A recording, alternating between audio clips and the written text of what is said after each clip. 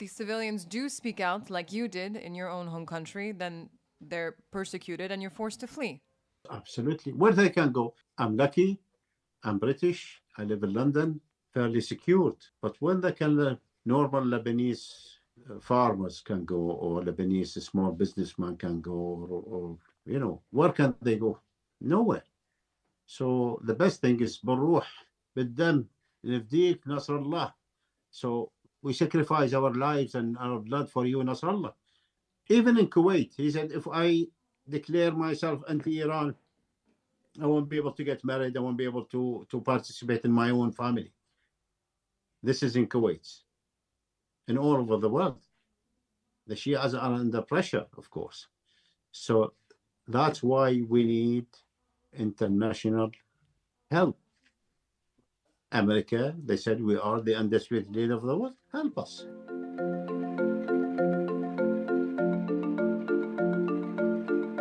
Joining me now is Hamid Alsharifi. He's a former Iraqi diplomat and an expert on Islamism. Thank you very much for joining me today. Thank you very much, man. Iranian-backed proxies have consistently attacked Israel since October 7th in support of Hamas, Hezbollah in Lebanon, Syria, Houthis in Yemen, and that also includes militia groups in Iraq. How do the Iraqi people feel about these militia groups and potentially getting dragged into a wider regional war between Western powers and Iran and its allies? Well, the Iraqi people, they don't differ with the most of the Syrians and Lebanese and the rest of the Middle East people. So, of course, this is something is against their interest, against their livelihood, against their countries. One country dictating the life of the entire Middle East region. This is quite unfair, but what can they do? America is watching, doing nothing. Iran controlling. A lot of people, they think Iran controlling four capitals, Baghdad, Damascus, Lebanon, and Sana'a in Yemen. I said to them, no, not four. There are so many other countries being occupied by Iran smartly. This smart occupation. It's not the traditional occupation by sending your army to them, but smart mean they use Ahlul Bayt. What's Ahlul Bayt is the family of the Prophet, which most Muslims, of course, or all Muslims, they love and they respect. So they control Tunisia, they control Algeria, part of Libya, part of Egypt, a lot of countries in Africa, Afghanistan, Shias of Pakistan, Shias of India.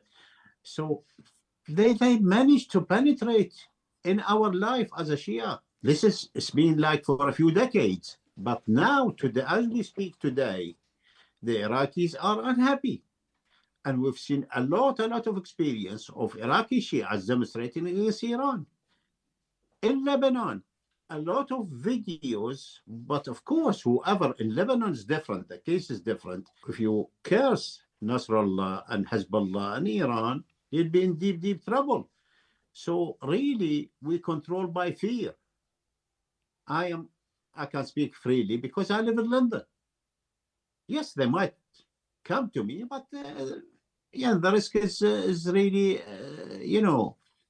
it's not high risk. I'm not under high risk of being attacked, but like the people in Lebanon and Iraq and Syria and Yemen and the rest of the countries. I want to ask you, Shia and Sunni Muslims have traditionally been in conflict. How is it that they're now united and aligned? We see Iran, a Shia country, recruit these proxies both here in the Middle East, but also in North Africa, as you mentioned. How are they able to recruit them? Well, it's easy, very easy to buy Sinwar, to buy Haniya, to buy Mish'al. Buy them with money. Money can buy anything. So when they buy these people, Al Jazeera behind them, unfortunately, many Moroccan are supporting Iran because Iran supporting Hamas. So the Sunnis, they said, well, Iran is not really bad because they're helping the Sunni Palestinians. So this is the problem which we have to tackle. Iran are playing games they want to kill as much as Sunnis as possible. you know, how many people got killed? Nearly 40,000 pounds. Of course, half of them, or nearly half of them, are Hamas terrorists. But there is some people, innocent people, civilian people, who is responsible for that killing. Of course, Iran, who's supporting these militants in Gaza, called Hamas, by buying them with money. America knew that. Of course they knew that.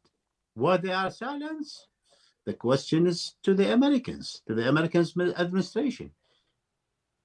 But the only hope, I think, is by seeing President Trump coming to power to sort the mess out. It's a lot of mess created by America, especially the Democrats Party. So we're hoping that he will come and do something. That's the only hope we have. Do you think that the U.S. is sort of responsible for Iran's expansionism in the region? Definitely, no doubt. I was in exile for 23 years in London. I had a family and a business. I live happily here. I left my family, I left my business, neglect everything, went to Iraq to help the American to implement democracy, because they told us you'll be like Japan, Germany, South Korea.